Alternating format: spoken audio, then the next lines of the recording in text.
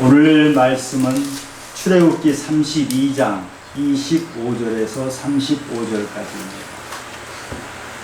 모세가 본즉 백성이 방자하니 이는 아론이 그들을 방자하게 하여 원수에게 조롱거리가 되게 하였습니다. 이에 모세가 진문에 서서 이르되 누구든지 여호와의 편에 있는 자는 내게로 나아오라 하며 내 자손이 다 모여 그에게로 가는지라. 모세가 그들에게 이르되 이스라엘의 하나님 여호와께서 이렇게 말씀하시기를 너희는 각각 허리에 칼을 차고 진 이문에서 저 문까지 왕래하며 각 사람이 그 형제를, 각 사람이 자기 친구를, 각 사람이 자기 이웃을 죽이라 하셨느니라. 네 자손이 모세의 말대로 행하매 이날에 백성 중에 3,000명 가력이 죽임을 당하니라. 모세가 이르되 각 사람이 자기 아들과 자기 형제를 쳤으니 오늘 여호와께 헌신하게 되었느니라. 그가 오늘 너희에게 복을 내리시리라. 이튿날 모세가 백성에게 이르되 너희가 큰 죄를 범하였도다. 내가 이제 여호와께로 올라가노니 혹 너희를 위하여 속죄가 될까 하노라. 모세가 여호와께로 다시 나아가 여짜오되 슬프도소이다. 이 백성이 자기를 위하여 금신을 만들어 쌓으니 큰 죄를 범한나이다. 그러나 이제 그들의 죄를 사하시옵소서. 그렇지 아니하시오면 원하건대 주께서 기록하신 책에서 내 이름을 지워버려 주옵소서. 여호와께서 모세에게 이르시되 누구든지 내게 범죄하면 내가 내 책에서 그를 지워버리리라. 이제 가서 내가 네게 말한 곳으로 백성을 인도하라. 내 사자가 내 앞서 가리라. 그러나 내가 보응할 날에는 그들의 죄를 보응하리라. 여호와께서 백성을 치시니 이는 그들이 아론이 만든 바 그 송아지를 만들었음이더라. 아멘. 우리가 어떤 사람이 잘못을 저지르면 흔히 이렇게 얘기합니다. 죄를 저질렀으면 벌을 받아야 된다. 이렇게 말을 하죠. 죄에 대해서 자기 책임이 있으니까 벌을 받는 것이 사회 정의를 보더라도 맞는 말입니다. 그런데 우리 예수 믿는 사람들은 하나님께서 우리 죄를 용서하셨으면 이 벌이 면제되는 것인가요? 잘못은 했지만 하나님께서 용서하셨기 때문에 그냥 나의 잘못이 없었던 것으로 그렇게 돼버리는 건가요? 유명한 영화 밀양의 주제이기도 합니다. 모세가 10계명을 하나님으로부터 받아가지고 내려와서 밑에서 보니까 백성들이 금송아지를 만들어 놓고 광란의 춤을 추고 축제를 벌이고 있었습니다. 이것을 보고 하나님께서 노하셔서 32장 10절 오늘 본문보다 조금 앞에 보면 내가 백성들을 진멸하고 너를 통해서 새로운 민족을 일으키겠다라고 말씀하십니다. 지금 이스라엘 백성 200만에 이르는 백성들이 여기 와서 저렇게 기막힌 이상한 짓을 벌이고 내 뜻과는 전혀 다른 일을 하고 있으니 그 민족을 싹 없애버리고 모세 너를 통해서 새로운 민족을 다시 만들겠다. 하나님께서 정말 처절한 말씀을 하십니다. 이때 모세가 하나님께 용서를 빕니다. 하나님 아버지, 만약 그렇게 해버리시면 애굽 사람들이 하나님이 이스라엘 민족을 광야에서 끄집어내서 죽이려고 했구나 이렇게 말할 것입니다. 그리고 하나님께서는 아브라함과 이삭과 야곱에게 그 후손을 별같이 많게 주시겠다고 하시지 않았습니까? 그 언약은 그럼 어떻게 되는 것입니까? 그러면서 하나님, 하나님의 분노를 거두어 주시옵소서 이렇게 간청을 합니다. 하나님께서는 모세의 간청을 듣고 그 분노를 거두시고 뜻을 돌이키십니다. 모세는 그 하나님의 분노를 알기 때문에 이 백성들에게 하나님의 분노가 무엇인지를 보여주기 위해서 가지고 왔던 돌판을 깨뜨려 버리고 금송아지를 가루로 내서 그 가루를 마시도록 합니다. 하나님의 분노를 백성들에게 전했지만 이 백성들은 전혀 회개하지 않습니다. 자신들이 무슨 짓을 했는지도 모르고 여전히 축제했던 마음, 금송아지를 모셨던 마음을 그대로 가지고 있습니다. 그것이 오늘 본문 시작하는 25절입니다. 모세가 먼저 백성이 방자하니 이는 아론이 그들을 방자하게 하여 원수에게 조롱거리가 되게 하였음이라. 하나님은 용서를 하겠다고 하셨지만 정작 금송아지를 만들었던 백성들은 방자하기 짝이 없어요. 방자하다는 뜻은 풀어놓다라는 것입니다. 마치 곱비 풀린 망아지처럼 풀려서 지 멋대로 행동하는 것을 방자하다고 표현하는 것입니다. 백성들은 여전히 방자한 모습을 보였어요. 이렇게 방자한 모습을 보이니까 사탄이 놀립니다. 이스라엘 백성들을 가지고 사탄이 조롱하고 하나님까지도 사탄이 조롱합니다. 하나님, 당신이 그렇게 사랑한다 하던 이스라엘 백성들이 지금 하는 짓을 보시오. 저렇게 희한한 짓을 하면서도 하나님을 무시하지 않습니까? 그런데 하나님은 무슨 이런 백성들을 가나안에 데리고 가겠다고 언약까지 하고 그 언약을 지키시렵니까? 이렇게 사탄이 하나님을 조롱하고 있어요. 이 상황에서 이것을 보고 모세가 여호와 편에 있는 자들은 다 나오라 이렇게 말합니다. 이때 레위 자손들이 모세 앞으로 나가서 3,000명을 죽이는 끔찍한 살육을 행합니다. 그 3,000명을 죽였는데 그 죽임을 당한 사람들이 누구냐? 자식이고 형제고 친구고 이웃을 죽이는 것입니다. 자식을 죽이고 이웃을 죽이고 얼마나 아프고 힘든 장면입니까? 그런데 이렇게 상한 부분을 도려내야 거룩해지기 때문에 하나님의 뜻을 받들기 때문에 이런 일이 일어난 것입니다. 그래서 모세는 이들의 행동을 헌신이라고 표현을 해요. 29절에 보면 모세가 이르되 각 사람이 자기의 아들과 자기 형제를 쳤으니 오늘 여호와께 헌신하게 되었느니라. 그가 오늘 너희에게 복을 내리시리라. 이 레위 자손은 자기들의 형제와 자기들의 자손의 우상숭배하는 모습을 보고 우상숭배에 참여하지 않았던 사람들, 백성들이 그런 모습을 보면서 회개했던 그 사람들이 칼을 들고 자기의 자식과 이웃과 형제를 친 가슴 아픈 일을 벌였던 거예요. 살이 썩어 있을 때 자기 살의 일부분이지만 그 상한 것을 도려내야 정결해지기 때문에, 그래야 하나님의 말씀대로 살아낼 수 있기 때문에 가슴 아픈 행동을 한 것입니다.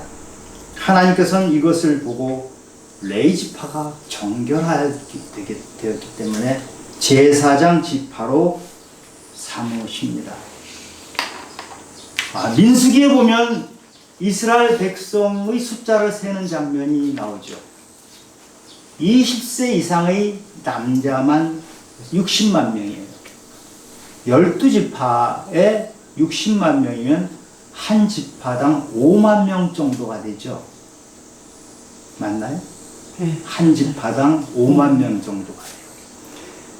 그런데 그 지파를 셀 때 그 이후에 레위 지파만 따로 셉니다.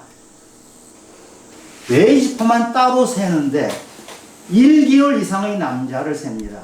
1개월 이상의 남자라는 건 레이지파의 모든 남자를 세는데 그 숫자가 22,000명에 불과해요. 다른 지파 숫자의 절반도 안 되는 숫자. 제사장 지파인데 숫자가 그렇게 작습니다. 레위 지파는 여러 가지 이유가 있겠지만 오늘 3,000명을 제하해버린 자기의 동족, 자기의 지파 중에서 3,000명을 제하고 정결하게 되면서 그 지파의 숫자가 이렇게 작아든 가슴 아픈 순간을 겪은 것입니다. 그 다음날 모세는 하나님께 다시 용서를 빕니다. 이미 하나님께 용서를 빌어서 하나님께 진멸하겠다, 백성을 완전히 없애버리겠다 하는 그것에 대해 용서를 받았지만 이 회개하지 않고 방자한 백성들을 보고 다시 하나님께 올라갑니다. 지금 모세 나이는 80세입니다. 그리고 이미 40일 동안이나 하나님 앞에서 그 돌판을 받아서 내려올 때 얼마나 힘이 들었겠어요. 다시 또 올라가서 하나님께 용서를 비는 이 모세는 육체적으로도 너무나 힘들었을 것 같아요. 31절, 32절을 보니까 백성들이 금송아지를 만드는 큰 죄를 저질렀습니다. 모세가 지금 용서를 비는 거예요. 그러나 이제 그들의 죄를 사하시옵소서. 그렇지 아니하시오면 원하건대 주께서 기록하신 책에서 내 이름을 지워버려 주옵소서. 주님이 기록하신 책이라는 것은 생명책이죠. 생명책에 제 이름을 지워버려도 좋으니 이들을 용서해 주시옵소서. 생명책에 기록된 이름이 지워진다는 것은 지옥으로 간다는 것이에요.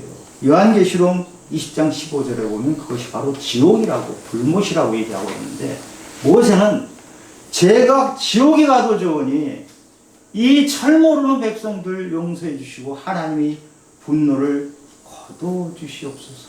이렇게 중보기도 한 것이에요. 지금 모세는 이렇게 정말 목숨을 걸고 모든 것을 바쳐서 중보기도를 하고 있습니다. 이것이 참된 지도자의 모습입니다. 모세는 원래 이스라엘 지도자로 나오라고 할 때 저는 못합니다. 저는 입술이 둔한 사람입니다. 제가 뭐를 하겠습니까? 하나님 못합니다. 이렇던 사람이지만 한 번 지도자로 자기가 사명을 받았기 때문에 하나님 앞에서 자기 목숨을 다 던져서 그 민족을 구하고자 이렇게 합니다. 마치 이것이나 똑같아요. 하나님께서 그 백성들을 향해서 불화살을 쏘십니다. 분노의 화살을 쏘세요. 하나님은 분노하시는 하나님입니다. 그냥 무조건 좋으신 하나님이 아니에요. 우리의 죄를 보시면 하나님은 분노하세요. 그 분노하시는 하나님이 불화살을 쏘는데 모세가 온몸으로 그 불화살을 막으면서 하나님, 그 불화살 제가 다 맞을 테니까 이 백성들을 용서해 주시옵소서. 이 중보기도를 드립니다.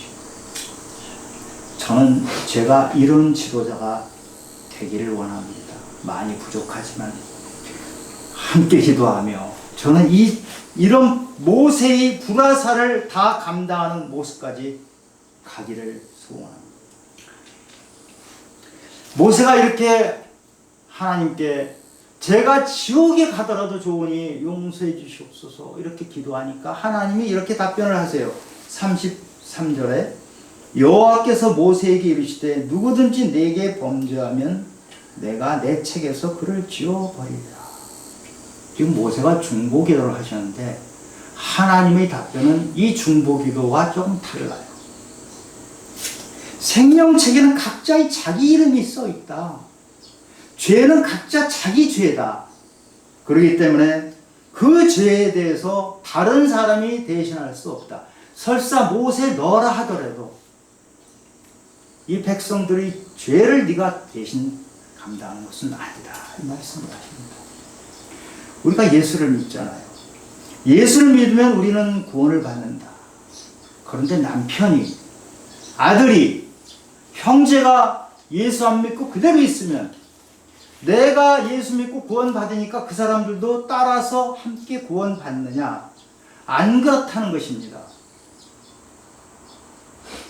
우리는 하나님 앞에 홀로 서요. 누구든지 각자 서는 거예요. 단독자로 서 있다고 하는 것이에요. 이것은 누구도 대신해 줄 수 없어요. 하나님께서 이어서 말씀하셔요. 34절에 이제 가서 내가 네게 말한 것으로 백성을 인도하라. 내 사자가 내 앞서 하리라. 그러나 네가 보응할 날에는 그들의 죄를 보응하리라. 모세의 중보기도를 들었기 때문에 하나님께서 분노를 거두어 들이시고 다시 너희들이 그러면 가나안을 향해서 가라. 그러나 내가 직접 너희들과 함께 가진 않겠다. 천사를 보낼 테니까 함께 가라. 그럴 때 모세가 다시 또 기도를 해요. 하나님, 천사만 보내지 마시오. 하나님이 지금까지 하셨던 것처럼 직접 저희를 인도해 주시옵소서. 하나님은 이때도 모세의 기도를 들으시고 직접 인도해 주십니다. 그런데 하나님은 보응을 하시겠다고 하시는 거예요. 보응을 하신다는 말은 벌을 주시겠다는 거예요. 모세가 중보기도 했기 때문에 지금 당장은 벌을 내리지 않아요. 그리고 회개하는 것을 기다려요. 너희들에게 시간을 줄 테니까, 모세의 기도 때문에 시간을 줄 테니까 회개는 너희들이 해라. 회개는 누구도 대신하지 못합니다. 자기가 하나님 앞에서 회개하고 하나님 용서를 내 그릇에 받아서 구원을 받는 것이에요. 하나님께서 지금 보응하시겠다고 하시는 이 말씀을 또 하세요. 출애굽기 34장 뒤죠. 뒤에 30장 7절에서 다시 말씀하세요. 내가 인자를 1000대까지 베풀겠다. 악과 과실과 죄를 용서하리라. 그러나 벌을 면제하지는 아니하고 아버지 악행을 자손 3, 4대까지 보응하리라. 무서운 말씀을 하시는 거예요.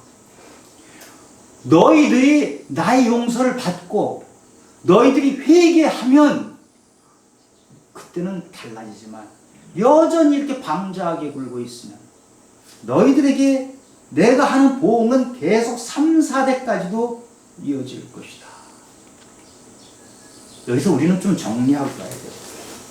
하나님은 용서해 주시는 분이잖아요. 성경에 보면 그런 구절들이 많죠. 예레미야서, 히브리서에 보면 너희 죄를 기억조차 하지 않겠다고 그러셨어요. 너희 죄를 기억조차 하지 않겠다고 하시면 당연히 벌은 면제하시는 거예요.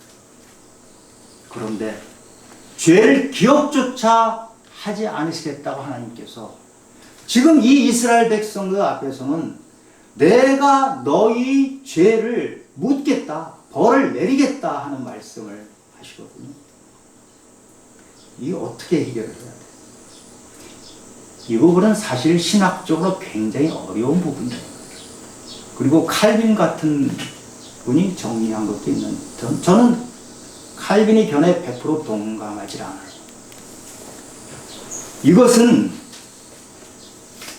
우리가 우리가 자식으로서 부모님의 마음을 이해하면 이 장면이 뭘 뜻하는지 알 수 있어요. 어린아이가, 철없는 과자를 훔쳤어요.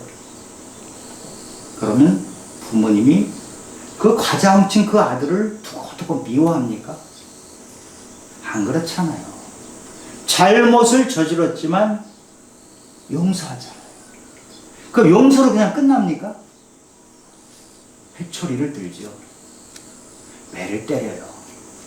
왜 때립니까? 다시는 과자 훔치지 말라고. 그 죄를 다시는 범하지 말라고 회초리를 드는 것이에요. 그것이 잠언 3장 12절에 보면 여호와께서 그 사랑하는 자를 징계하시기를 마치 그 아비가 그 기뻐하는 아들을 징계함 같이 하시느니라. 히브리서에서 이 잠언의 말씀을 그대로 인용하고 12장 8절에서 징계는 다 받는 것이오늘 너희에게 없으면 사생자요 친아들이 아니니라. 자녀가 잘못을 했음에도 불구하고 벌을 받지 않으면 자신의 잘못을 깨닫지 못해요. 깨닫도록 하기 위해서 하나님이 벌을 주세요. 그러면 하나님이 어느 때 벌을 주시고 어느 때는 용서하고 그냥 지나가시는가요? 그건 몰라요. 하나님이 알아서 하시는 거예요. 왜냐?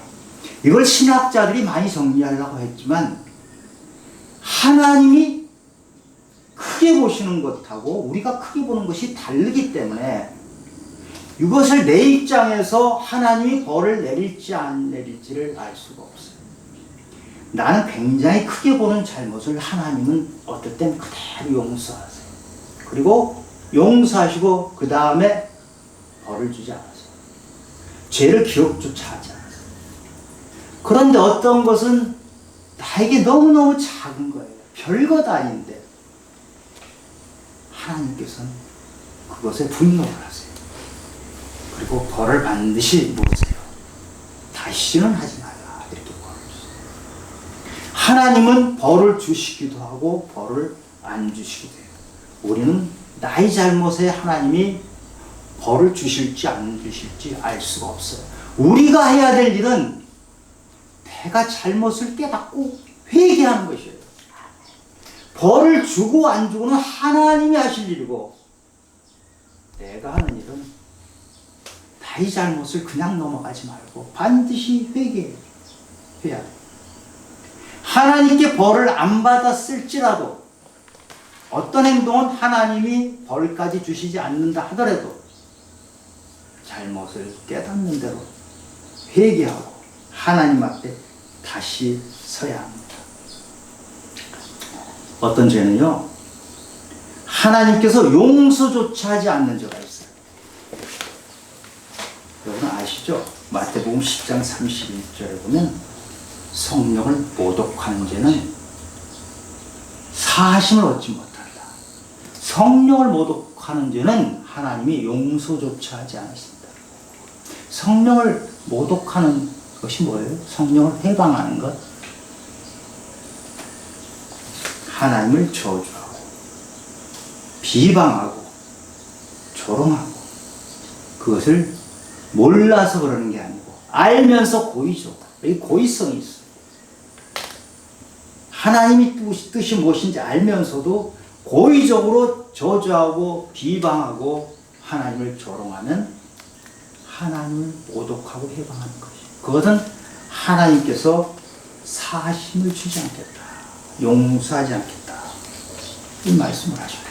마치 우리가 부모의 사랑을 많이 받는데 내가 부모를 인정하지 않아요. 부모를 조롱해요. 그러면 부모도 계속 사랑할 힘이 없는 거예요. 그럴 것 같아요. 모세는 백성들의 잘못을 자기 잘못인 것처럼 목숨을 걸고 이렇게 중보기도 했어요. 우리를 위해서 모세처럼 중보기도 하신 분이 있죠. 예수님.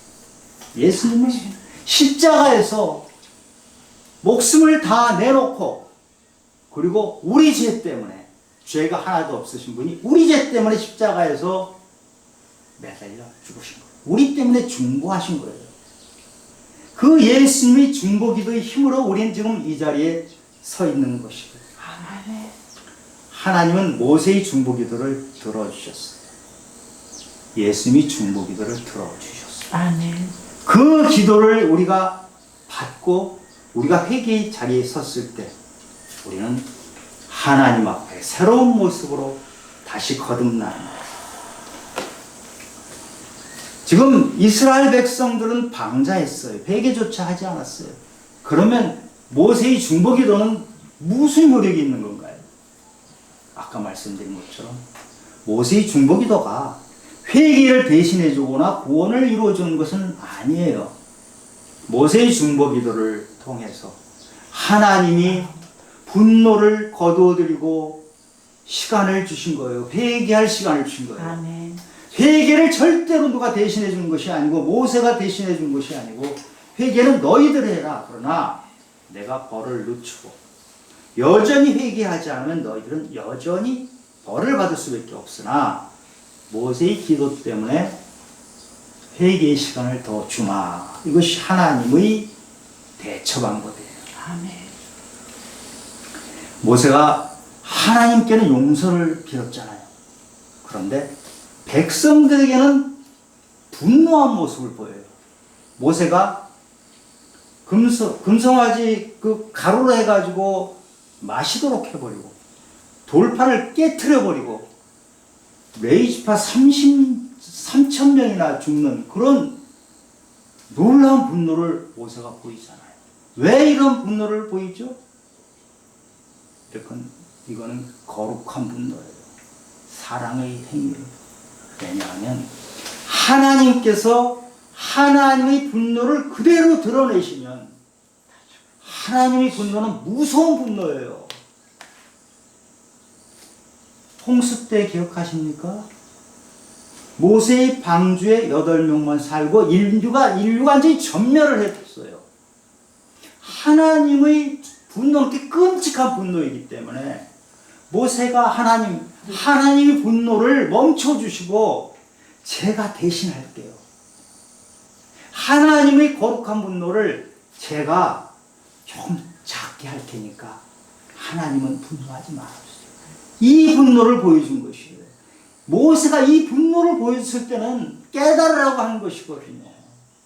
너희들 깨달아라. 하나님의 분노는 이 정도가 아니다.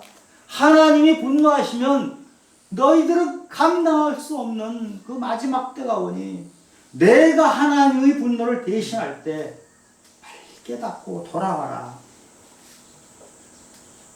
그런데 모세가 하나님의 분노가 아니고 자기가 화가 나서 한 적이 있죠.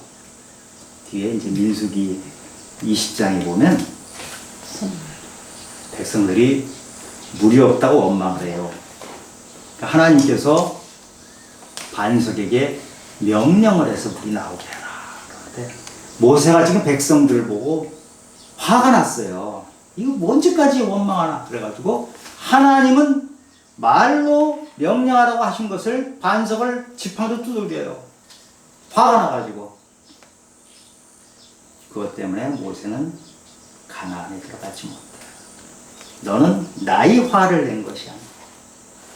네 화, 네 개인적인 화를 분풀이했구나. 가나안에 못 들어갔지. 그러나 모세가 가나안에 못 들어갔다는 것이 구원 못 받았다 이렇게 해석하시면 안 돼요. 네. 그건 잘 아실 거고. 우리의 분노가 때로는 하나님의 분노를 받아서 대신할 때가 있어요. 그것은 거룩한 분노예요. 그러나 내가 분노하는 것, 내가 화난 것을 하나님 이름으로 하시면 절대 안 됩니다. 목사가 내 개인적으로 기분 나쁜 것을 막 하면서 하나님의 분노인 것처럼 바꿔서 얘기하면 안 되죠. 모세는 백성들이 잘못했는데 마치 자기가 잘못한 것처럼 목숨을 내놓고 중보기도 했어요. 왜 이렇게 목숨 걸고 분노하고 목숨 걸고 기도하고 모세는 왜 이렇게 했어요? 백성들 살리려고. 죽어가는 백성들, 벌 받는 것이 뻔히 보이니까 그 백성들을 살리려고 이렇게 애타서 한 것이에요. 우리는 과연 모세와 같은 중보기도를 하고 있나요? 우리 다른 사람을 위해서 기도 얼마나 하세요? 물론 나를 위한 기도 하겠죠. 나 말고 다른 사람을 위한 기도를 얼마나 하시냐고 있는 것이에요. 우리는 예수를 믿어야 천국에 간다, 구원받는다 알고 있잖아요. 근데 뻔히 내 형제가, 내 이웃이 지옥으로 가는 게 뻔히 보이는데 내가 믿는다고 하면서 나는 믿음이 굉장히 있는 것처럼 생각하면서 뻔히 보이는 그것을 모른 척하고 산다. 우리는 성경을 읽어도 헛입니다. 출애굽기 모세의 이 장면을 보고도 여전히 똑같이 나는 방주에 올라타 있으니까 옆에서 홍수가 나서 죽건 말건 관계없다. 혹시 이런 신앙이 있다 그러면 우리는 그 신앙을 교정해야 합니다. 옆에서 낭떠러지로 떨어지고 있는 사람, 얼마 전에 개에 물려서 애가 죽어가는데 그냥 지나가는 사람도 있다고 하면 사정이 있겠죠. 하나님 우리에게 물으십니다.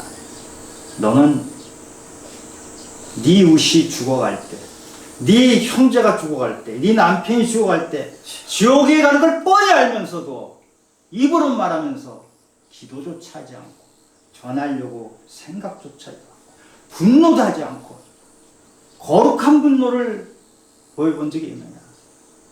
방주에 타서 즐겁고 노래 듣고 하면 끝나는 것이냐? 너 혼자 찬양하면 끝나는 것이냐? 방주에 너는 들어갔지만 물결이 휩싸여서 죽어가는 사람들을 위해서 손을 내밀고 건져주려고 해야 되는 것 아니냐? 이렇게 물으십니다. 너는 안타까운 마음이 없느냐? 모세가 지금 안타까운 그 마음을 네가 가지고 있느냐? 그걸 물으십니다. 일주일 전에 이스탄불 공항에서 인천공항으로 오던 비행기가 엔진에서 불꽃이 튀어요. 불꽃이 튄다는 건 엔진이 불이 난다는 얘기고, 엔진이 불이 나면 비행기는 추락하게 됩니다. 그 불꽃이 튀는 그 상황에서 어떤 사람은 스마트폰을 꺼내서 가족들에게 유서를 썼어요. 그 사람이 비행기 탈 때는 그때가 마지막 시간이라 될 거라고는 상상도 못했을 것입니다. 그런데 지금 이 시간이 내 마지막이 될지 모르겠다 해서 유서를 썼어요. 다행히 그 비행기는 그 근처 공항에 착륙을 해서 죽은 사람이 한 명도 없어요. 다행이지만 우리는 언제든지 이런 상황에 처할 수가 있어요. 우리의 마지막이 비행기 타고 가다 그 시간이 마지막이 될 수 있고,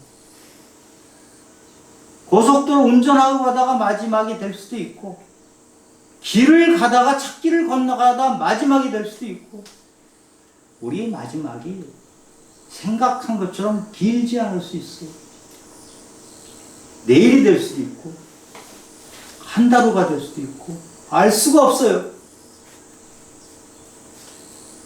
우리 남은 시간 이 땅에서 길지 않을 수가 있는데 정말 우리는 믿음 생활을 어떻게 해야 되는지, 내가 혼자 교회 다녀서 이걸로 그냥 괜찮은 건지, 주변에 저렇게 많은 사람들이 살아가는 모습이 예수님이 가르친 거는 너무나 거리가 먼 삶을 산다고 하면 그저 나는 그냥 방주에 탔으니까 괜찮아, 이렇게 있으면은 하나님께서 분명히 그 책임을 묻습니다.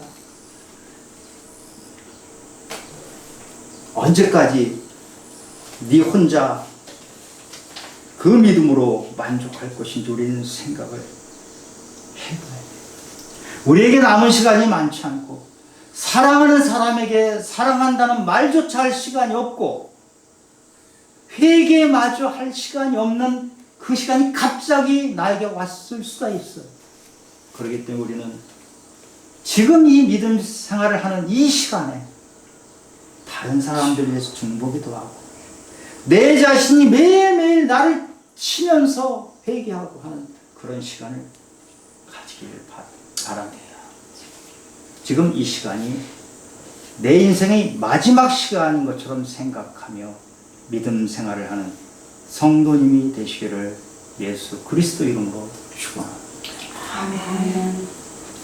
하나님 아버지, 그렇게 모세가 목숨을 걸고 기도를 해도 방장 회개하지 않는 그 사람, 아마 이 땅에 지금 우리의 모습 아닌지 모르겠습니다.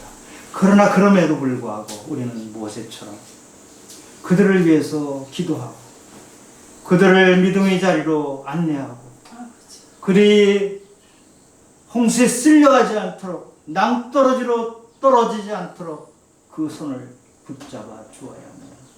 하나님, 저희들이 미지근한 신앙에 머무른 것 주님 용서해 주시고, 저희들이 늘 깨어서 기도하며 모세와 같은 열정과 모세와 같은 사랑을 가지고 때로는 거룩한 분노를 보일 수 있는 그런 믿음을 가질 수 있도록 도와주시옵소서. 아멘. 모든 말씀 예수님 이름으로 기도드렸습니다. 아멘. 아멘.